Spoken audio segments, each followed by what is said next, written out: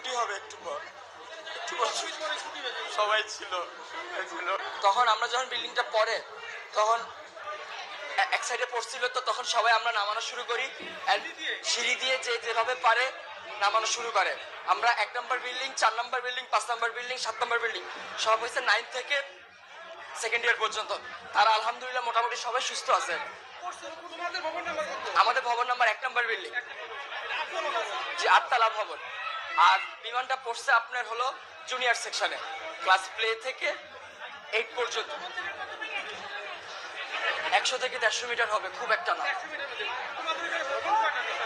ভবন 7, 8, মোট 7টা বিল্ডিং। আর জুনিয়রদের আছে 1, 2, 3, 4, 4-5টা জুনিয়রদের আছে। 11টা, মোট 11টা বিল্ডিং। তার মধ্যে 7টা বিল্ডিং হয়েছে সিনিয়রদের, 9 থেকে 12 পর্যন্ত।